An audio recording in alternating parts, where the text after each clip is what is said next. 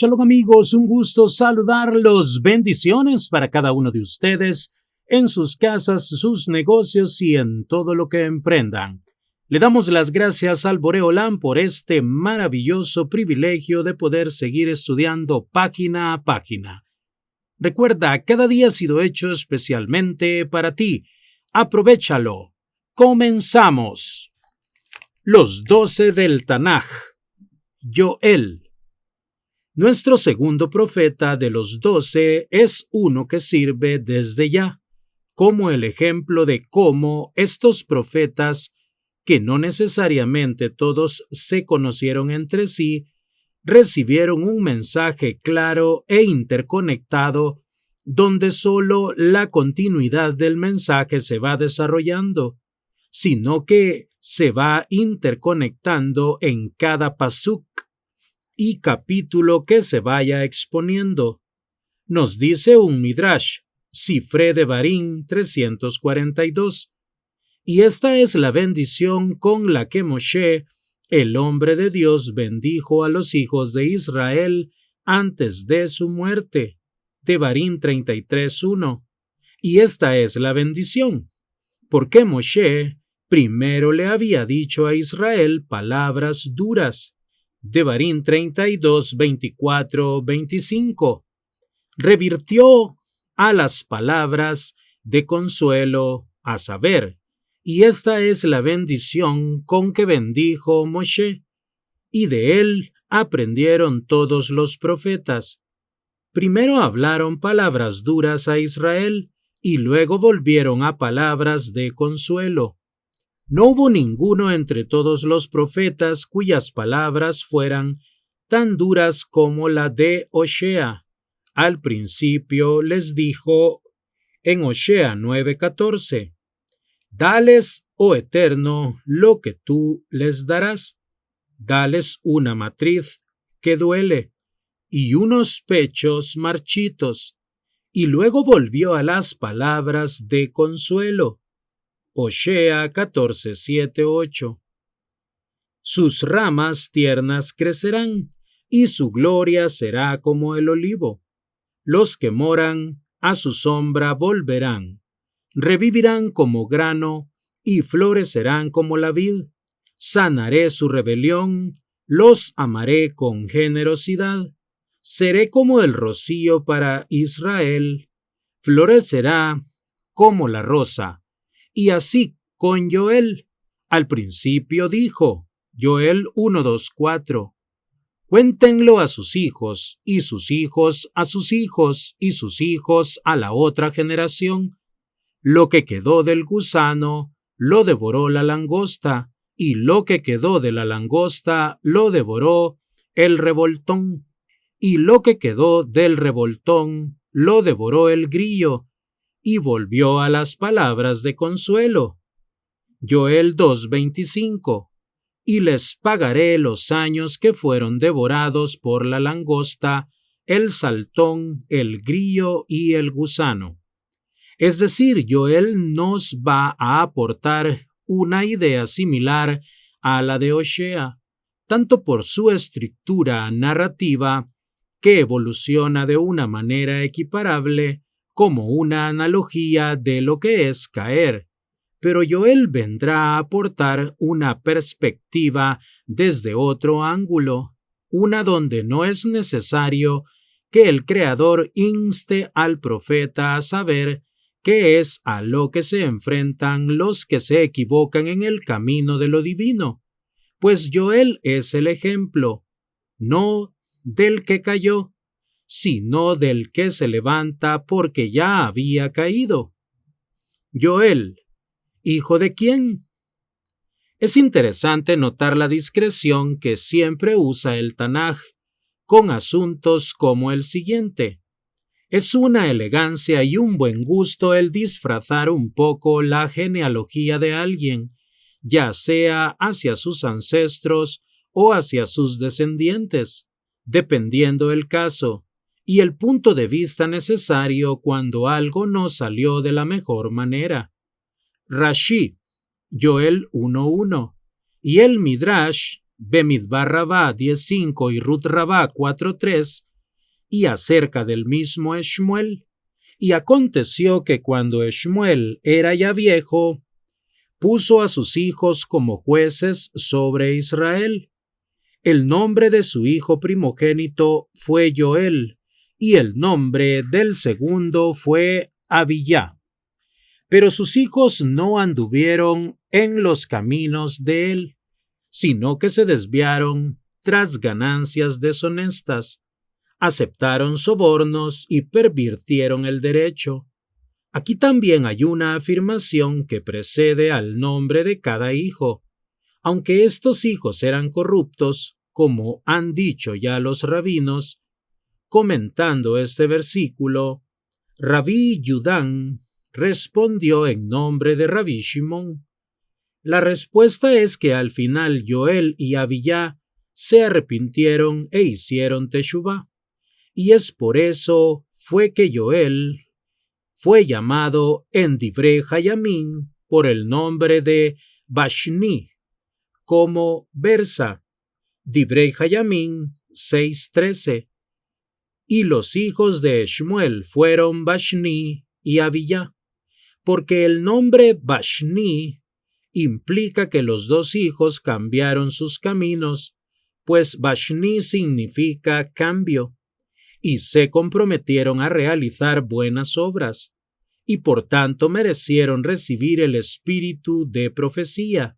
Y así está escrito, palabra del Eterno, que vino a Joel, hijo de Petuel. Este Petuel es el profeta Shmuel, y Joel, como se señaló anteriormente, fue el hijo. ¿Por qué Shmuel es llamado con el nombre de Petuel? Porque se ganó, pitá, al santo bendito sea con sus oraciones. Dicho vocablo hace referencia a la persuasión y a la apertura de voluntad. Es como decir que hizo abrir la misericordia del Eterno. La advertencia de Joel hacia el pueblo. De los 4 capítulos de Joel, ya desde el primero vemos la advertencia clara, Joel 1:4, y contundente, sobre lo que se estaba manifestando y que a su vez era sobre lo que habría de venir, pues se nos relata en el texto del Tanaj que en el tiempo de Joel hubo una plaga de insectos que devoraban los campos, como dice el Pasuk, Joel 1:4, lo que dejó la oruga, Gazam, lo comió la langosta, Arbe, lo que dejó la langosta, lo comió el revoltón, y lo que dejó el revoltón, Yelek, lo comió el saltón, Hasil. Si bien hay algunas dudas respecto a la clara identificación de las especies aquí mencionadas, hemos usado la traducción lo que usó Abraham Weiss en su edición del Tratado de Shabbat en español, para con lo que se taxonomiza en la actualidad. Se tiene por entendido que oruga es un gusano, langosta es la variedad de grillos saltamontes como la de la plaga en Egipto, la que además es kasher.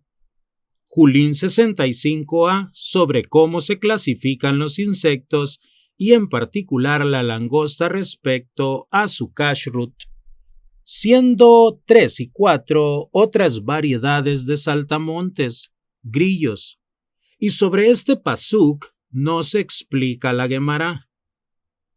Shabbat 32b 33a, acerca de la correlación del hecho de que hay 4 tipos de plagas predadoras y sus consecuencias a través de una respuesta directa.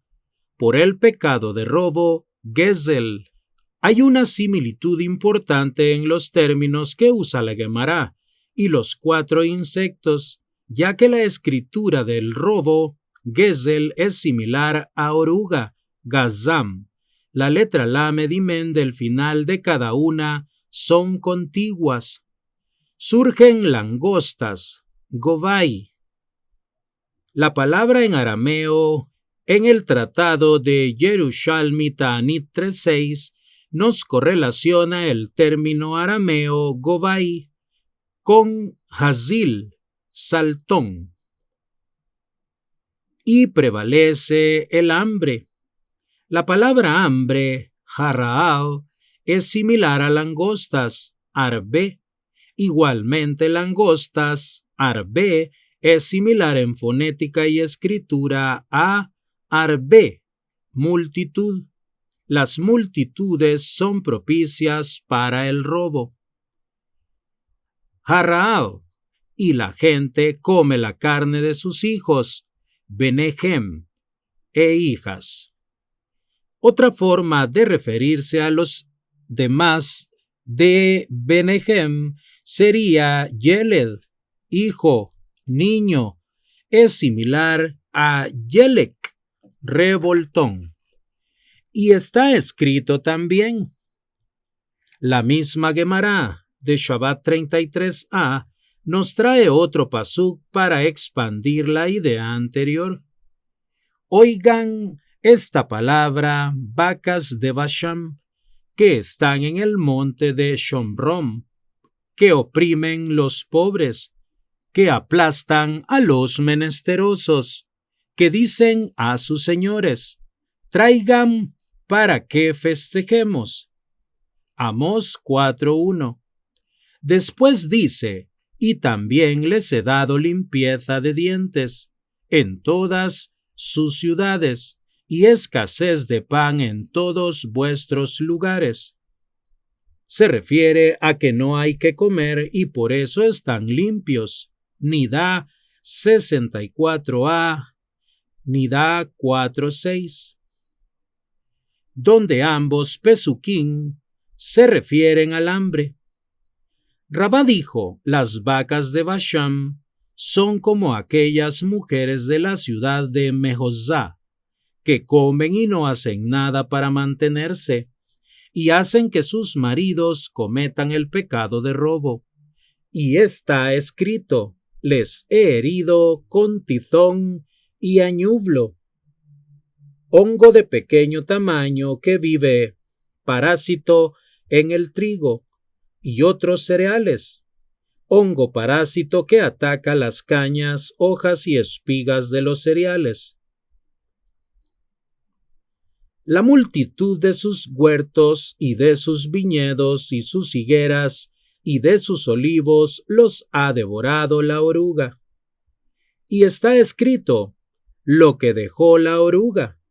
Es decir, primero vino el hongo tizón y el hongo añublo para enfermar los campos y que entonces ya vinieran los 4 insectos que nos interesan. Se lo comió la langosta, y lo que dejó la langosta, el revoltón, se lo comió, y lo que dejó el revoltón, el saltón se lo comió. Y está escrito, y uno arrebata en la mano derecha, y tiene hambre, y come con la mano izquierda, y no se sacia. Come cada uno la carne de su propio brazo. Besar 0o. Yeshayá 9:19. No solo lo leas la carne de su propio brazo, besar 0o, más bien puedes asimismo leer la carne de su propia descendencia, besar zaró. Este último punto, donde es la descendencia un punto de riesgo ante el delito de robo, como describe la Gemara anterior y metafóricamente el profeta en un Midrash, Shemot Rabbah 13:4. Se nos explica más sobre esto a través de un pasuk de Shemot 10:2-6. Y para que cuentes a tu hijo y a tu nieto, cómo me he burlado de los egipcios, y cómo he mostrado mis señales entre ellos, y para que sepas que yo soy el Eterno. ¿Y por qué dice para que cuentes a tu hijo? El santo bendito sea le reveló a Moshe qué plaga traería sobre ellos, y Moshe escribió esto con una indirecta. El texto de Shemot no revela de primera mano de qué se trataba. Para que cuentes a tu hijo. Esto no es sino la plaga de las langostas, como fue escrito. Cuéntenlo a sus hijos y a los hijos de sus hijos y sus hijos, a la siguiente generación. Joel 1:3. El Midrash hace esta correlación entre la plaga de langostas y los hijos, tanto en Shemot como el Sefer Joel. Pues de la buena continuidad a los hijos de sus hijos y sus hijos depende que venga o no otra plaga, pero ya no sobre Egipto, sino sobre Israel. El Rambán nos enseña, Shemot 10:2, donde se menciona la plaga de la langosta en Egipto. La Torá nos informa por medio de la profecía que después de ellos los egipcios nunca más habría tales langostas. Y Rashi comentó, la plaga de langostas que ocurrió durante los días de Joel, de la cual se dice nunca ha habido algo así, nos enseña que fue, no metafóricamente, sino en términos reales, fue aún mayor que la que hubo en los días de Moshe. La que sucedió en los días de Joel fue causada por muchas especies juntas, oruga, langosta, revoltón y saltón. Pero la que ocurrió en los días de Moshe consistía de una sola especie, y aún así fue dicho, como nunca hubo ni habrá. Shemot 10:14. En cambio debemos decir que la expresión del pasuk de Shemot también contiene las palabras en todas las fronteras de Egipto y está conectada con el final del versículo. Antes de ellos no hubo langostas como ellas, ni después de ellas las habrá allí, en Egipto, pero en otros lugares puede haber. Es posible que por estar excesivamente humedecida la tierra de Egipto por el río, allí no abunden las langostas, pues éstas naturalmente vienen en años de sequía, como lo menciona el profeta Joel. Ni antes de ellos hubo langostas como ellas, ni después de ellas las habrá. A través de la magnitud de la plaga, los egipcios sabían que era un acto especial de Dios, ya que nunca antes había sucedido algo así.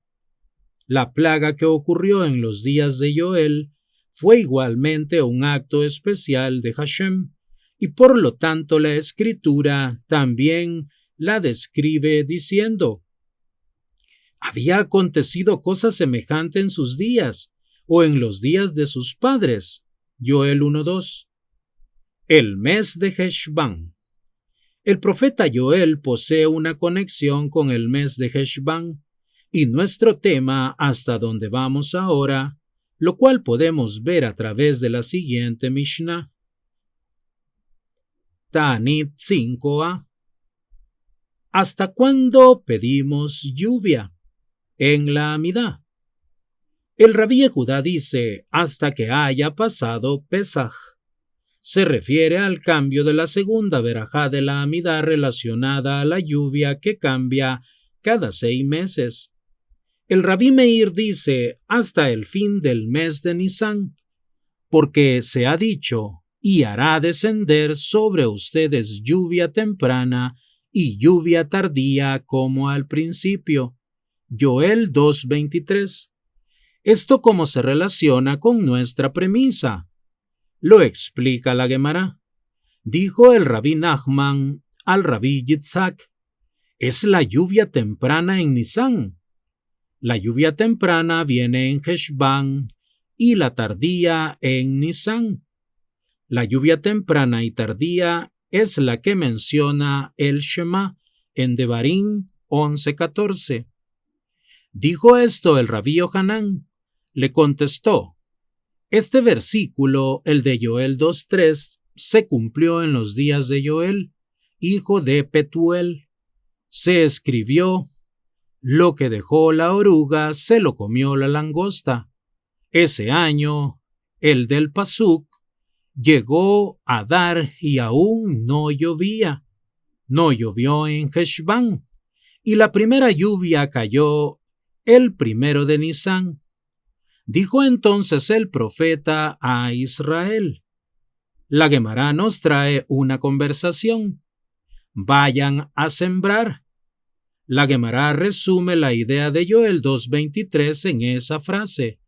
El que tiene un cab, unidad de medida en la época bíblica y talmúdica, un cab de trigo y 2 cabín de cebada, tiene que comerlos y vivir, o sembrarlos y morir. Le preguntaron a Joel: vayan y siembren. Entonces les ocurrió un milagro. Encontraron lo que había escondido en las grietas de las paredes y en los hormigueros. Sembraron el segundo día, el tercero y el cuarto. La segunda lluvia cayó el 5º día de Nisán. El 16º de Nisán ofrecieron la primicia.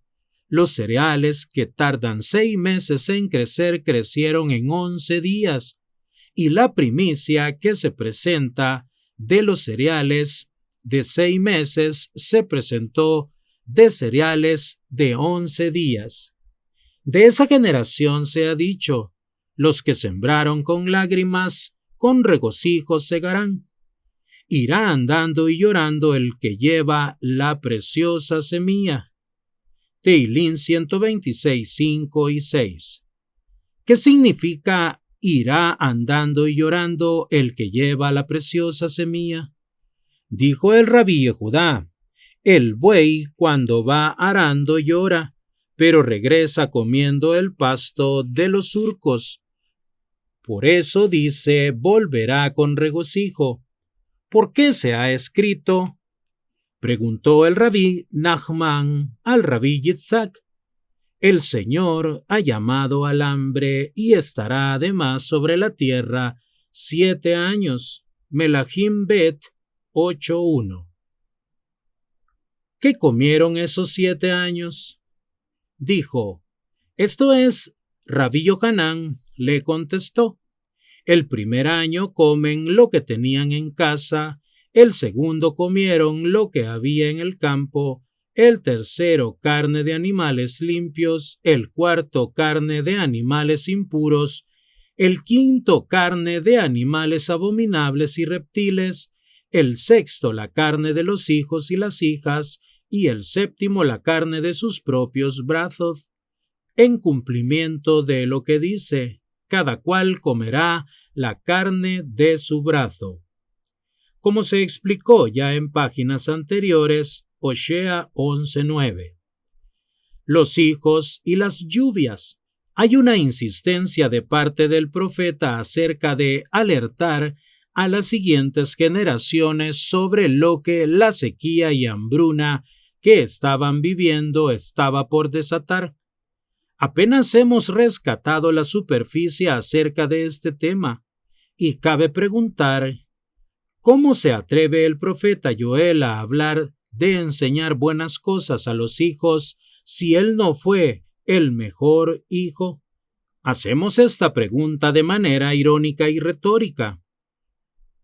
Se puede atrever todo lo que quiera, pues él fue como esos hijos descuidados, de los que advierte atender.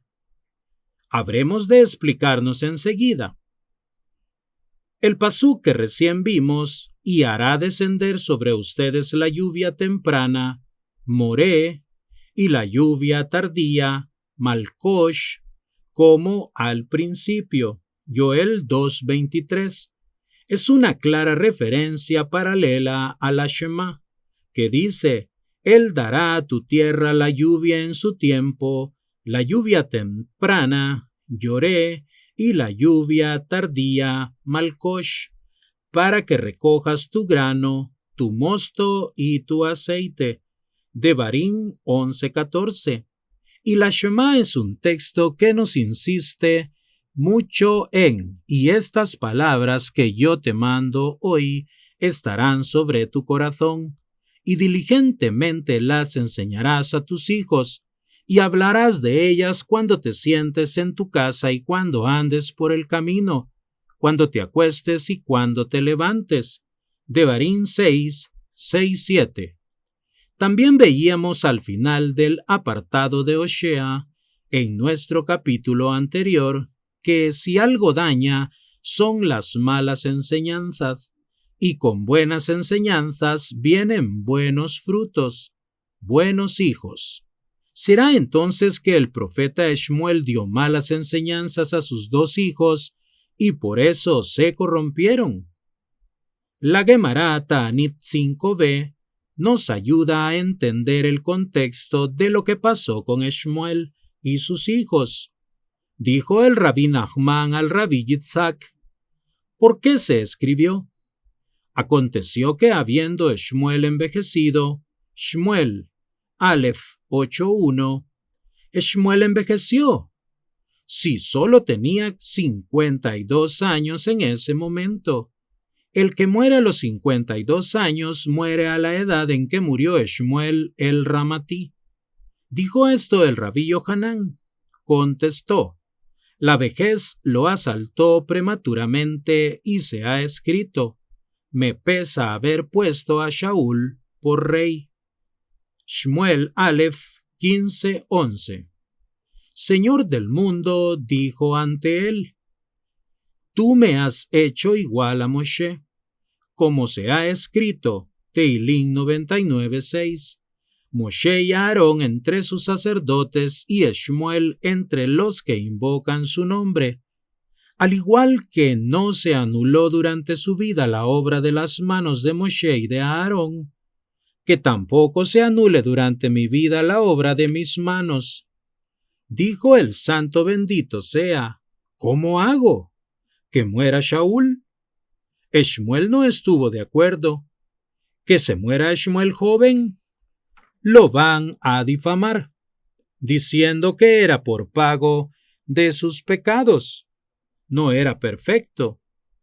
Que no muera ni Shaul ni Shmuel. A David le llegó el momento de reinar, pero un reinado no debe desplazar a otro ni un pelo. Dijo entonces el santo bendito sea: lo voy a envejecer a Shmuel. Y que su eventual fallecimiento no fuera un contexto de vida acortada, sino de un anciano que completó sus días. Esta vejez que le vino a Shmuel y que implicaría un ajuste en la dinámica gubernamental del pueblo en esa época, nos exige no desviarnos demasiado, sino enfocar la mirada hacia lo que la metáfora de las lluvias y los hijos representan. La Gemara de Ta'anit, que revisamos páginas más adelante, Ta'anit 6a, nos enseñaron los rabíes, la lluvia temprana, la de Heshbam, se llama Yoré, porque enseña Moré. Aquí nos empieza a entrelazar la diferencia del término entre cómo está escrito en Joel y cómo está escrito en Devarim. A la gente a revocar los tejados, recoger los frutos y atender sus necesidades. Otra explicación es lloré porque desciende, llored con suavidad, no tumultuosamente. Lo mismo que la lluvia tardía, Malkosh, es una bendición, también es bendición la temprana, lloré.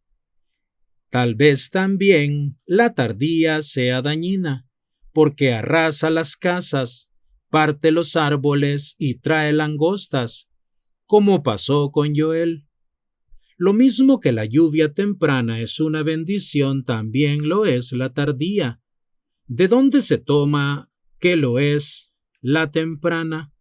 Se ha escrito: ustedes también, hijos de Sión, Alégrense y gócense en el Eterno su Dios, y hará descender sobre ustedes la lluvia temprana, Moré, y la lluvia tardía, Malcosh, como al principio, enseñaron los rabíes. La lluvia temprana viene en Heshbán, la tardía en Nisán. La tardía es Malcosh, como dijo el rabí Nehilai Bar Idi, que dijo Shmuel, porque demuele Shemal Kashuei Tehem, la obstinación de Israel. Rab Yehudá dijo en Ta'anit 7a, el día de las lluvias es tan grande como el día en que se entregó la Torá, como se afirma, mi enseñanza, Likhi, caerá como la lluvia, Devarim 32:2, y Lekaj es el mismo vocablo, pero sin inclinación posesiva. No significa nada sino la Torá misma, como se declara, porque les doy buena enseñanza, Lekaj, no abandones mi Torá, Mishle 4:2. Esta disertación del Talmud acerca del valor de las palabras Yoré y Malcosh no es sino una extensión de la metáfora de la transmisión del conocimiento a los hijos. La diferencia del cómo está escrita la palabra para lluvia temprana en Devarim, Yoré, y el cómo está escrita en Sefer Yoel, Moré. Es para enseñarnos que la lluvia temprana es esa enseñanza que llegó en un tiempo de juventud, ya sea la niñez o cualquier etapa, pero en una etapa inicial, ya que Moré significa maestro. Rabbeinu Behaye ben Asher, Devarim 11:14.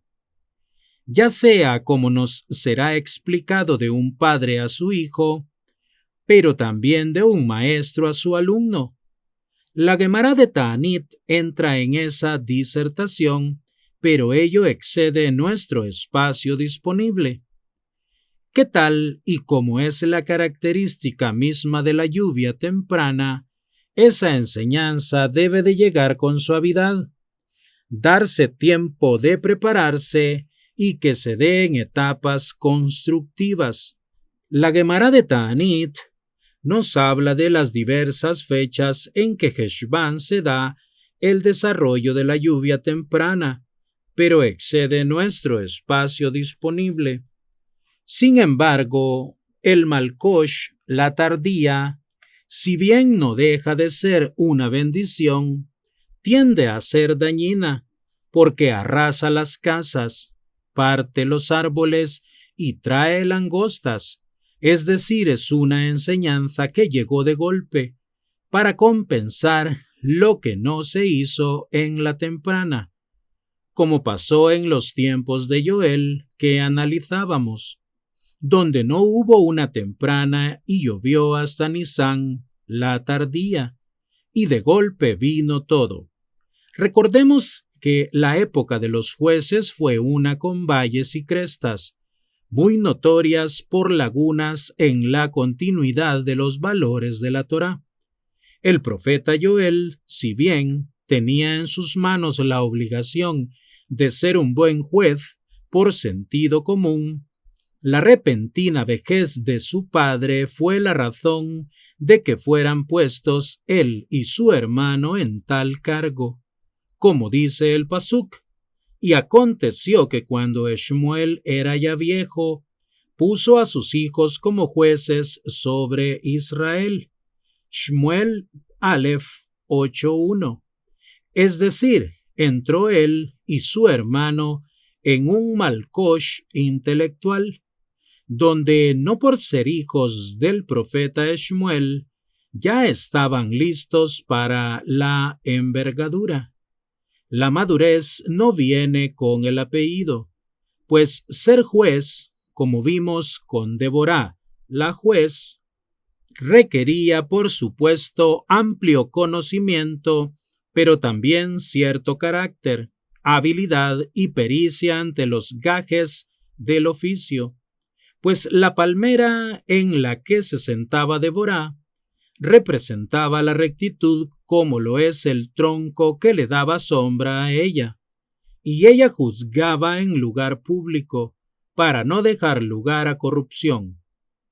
Joel se abrumó ante la premura y erró, pero sus hijos, de Shmuel, no anduvieron por los caminos de él, sino que se desviaron tras ganancias deshonestas, aceptaron sobornos y pervirtieron el derecho.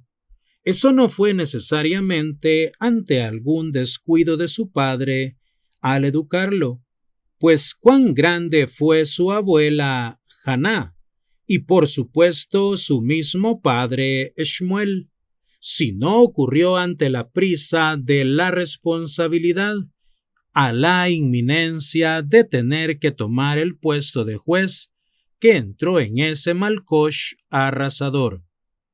Un error que cometen los padres muchas veces es asumir que si él, que es padre, ya llegó a un cierto nivel intelectual, los hijos lo hacen junto con él, como por ósmosis. Así como a los hijos se les quiere dar todo lo que no se tuvo y se les quiere evitar sufrimientos, se olvida en esos casos que esas carencias y esos sufrimientos forjaron al individuo hacia una etapa superior, pero la comodidad y los atajos solo causan lagunas pedagógicas que a veces pasan una factura muy costosa, y en contraposición, la impaciencia en las etapas tempranas genera distancia, inmadurez y resentimientos. El hijo debe recibir todo el proceso de lluvia temprana y de lluvia tardía, pues ambas hemos visto que son para bendición, donde la temprana es la base paciente, suave y formativa, y la tardía, cuando viene después de una temprana, es un refuerzo maduro, complejo y profundo que traza el camino con firmeza hacia el objetivo. Por eso dice el pasuk: Él dará a tu tierra la lluvia en su tiempo, la lluvia temprana, lloré, y la lluvia tardía, malcosh, para que recojas tu grano, tu mosto y tu aceite. Donde tus granos, tu vino y tu aceite se refiere a los hijos de Israel. Zohar 2, 115a. Cuyas almas serán reunidas del exilio, ya que ellos corresponden con el misterio del grano, vino y aceite, y esto está asociado al misterio de los preceptos, leket, shijeja y pea, las espigas caídas, la esquina que se deja a los pobres.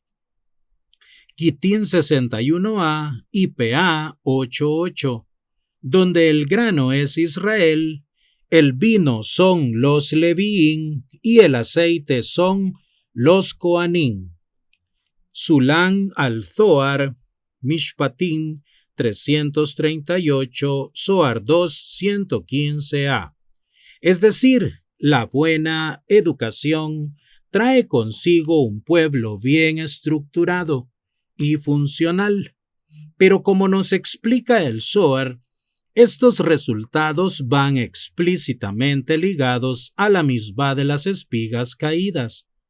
Y sobre esa misbá está dicho: cuando recolectes la cosecha de tu tierra, no recogerás completamente las esquinas de tu campo, ni recogerás las espigas caídas. No tomarás las ramas no crecidas de tus viñedos, ni recogerás el fruto caído de tus viñedos. Al pobre y al prosélito se los dejarás. Ta'asó, es decir, el conocimiento que les faltaba a ellos, se le debe dar.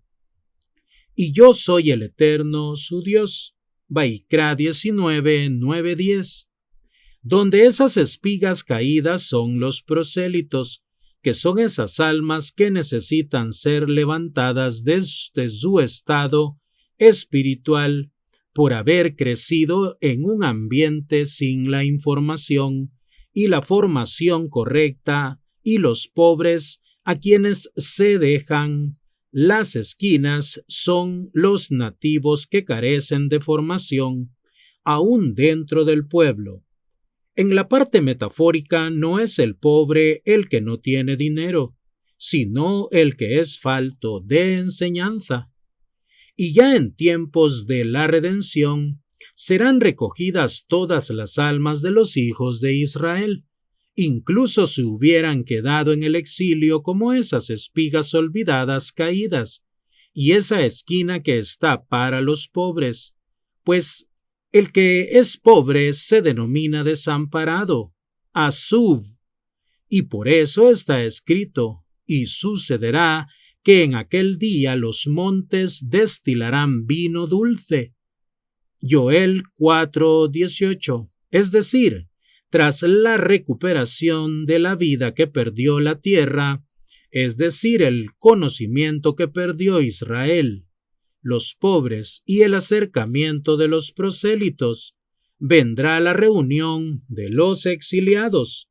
Bereshit Rabá 77. Y también fue escrito Ta'asov y Mo.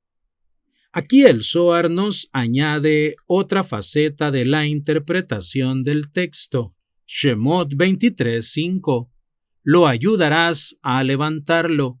Se refiere al hijo de Amram, es decir, Moshe. Sulan al Zohar Mishpatim 339, Zohar 2, 115a. Pues la ayuda que provee Moshe a levantar es al pobre, es decir, al Mashiach ben Yosef, que se le denomina Asub, pobre, siendo así el pobre el Mashiach ben Yosef y el prosélito que es Moshe. Rabbi Shimon dijo además a Moshe, el fiel pastor: He aquí que tú ya has sido denominado prosélito la primera vez, cuando el pueblo, los hijos de Israel, fueron redimidos de Egipto, y en ese entonces también estuviste con Yosef, que fue denominado pobre. Como está dicho de ti, Yitro, suegro de Moshe, tomó a Zipporá, mujer de Moshe, después de que ésta había sido enviada, y a sus 2 hijos, de los cuales el primero se llamaba Gershom, pues dijo: he sido un prosélito, Ger, en una tierra extraña. Shemot 18:2 y 3. La expresión Ger significa tanto extranjero como también converso o prosélito. Los 4 insectos, los 4 designios. El pasuk con el que abríamos el contexto del mensaje de Joel 1:4, lo que dejó la oruga, Gazam, lo que comió la langosta, Arbe, lo que dejó la langosta, lo comió el revoltón, y lo que dejó el revoltón, Yelek, lo comió el saltón, Hasil. Es en lo que vimos, por supuesto, apenas una pequeña línea en el gran trazo del Tanaj, pues como explica el Radak acerca de los nombres de los 4 insectos que son una pista importante, Gadán está relacionado con cortar, Gozés, Arbe está relacionado con Rab, que hace relación con el gran número de especies y ejemplares que forman la plaga. Yelek hace referencia a azotar. Lokek, por el azote que reciben los campos. Y el Hazil es quien terminó con lo que quedaba tras la devastación. Como dice el pasuk en Devarim 28:38, sacarás mucha semilla al campo, pero recogerás poco, porque la langosta la devorará. Yagzilenu Harbe. Abarbanel nos da una información valiosísima acerca de estos 4 insectos, ya que esto nos dará la línea que conecta a los 12 en el devenir del tema por desarrollarse. Y explicó el asunto diciendo: lo que dejó la oruga, lo comió la langosta. Hubo 4 años en total, lo que duró la plaga. Cuando la oruga primeramente vino, al año que siguió le vinieron los demás 1 por año. Pero debemos aprender que la oruga, Gazam, es el rey de Babilonia, Nebuchadnezzar, porque cortó Gozés a Israel de su tierra y destruyó la casa de Dios y lo demás de ella que volvió al segundo templo, lo comió la langosta, Arbe, porque el reino de Persia fue un reino de multitudes, Parás y Madai. Y bien dicen del reino de Babilonia que fue podado, porque su grandeza y maldad fue un gran exceso, y fue cosecha de los esquiladores, porque así Nebuchadnezzar fue el trasquilador de naciones, y aun así fue trasquilado por la abundancia de 2 reinados a través del ejército persa y el de los medos, y lo que quedó de ellos dijo, que fue comido por el Yelec, que no es sino Yaván, los macedonios. Usualmente se dice griegos, pero en realidad fueron los macedonios, porque con su lengua azota con todo. Los macedonios como estrategia reemplazaban nombres de ciudades, lugares y personas a su idioma. No era propiamente devastación física su conquista. Esto para generar un sincretismo donde sigue siendo lo mismo en cada provincia, pero en una nueva cultura integrada, donde se pretende dejar morir a la generación conquistada en el olvido y ver una nueva generación crecer en un nuevo idioma y una nueva cultura. Y el Hasil aludió a Roma, porque acabó con todo lo que quedaba, con el segundo templo, y exilió a Yehudá, y a Benjamín, y a Leví. Confiscó todo lo que pudo de la segunda casa. Con este último desglose podemos ver que se cumple la premisa que pudimos analizar en el capítulo de Esther, donde el Midrash Vaikra Rabá 13:5 nos dice: todos los profetas vieron acerca de los 4 reinos que habrían de oprimir al pueblo judío. Amigos, hasta aquí la lectura de Joel. Hashem bendiga la obra de sus manos, el Boreolán mande Parnasá Tová a sus mesas, tanto espiritual como materialmente, y que la luz de la Torá ilumine sus rostros. Hasta la próxima con la ayuda del Boreolam.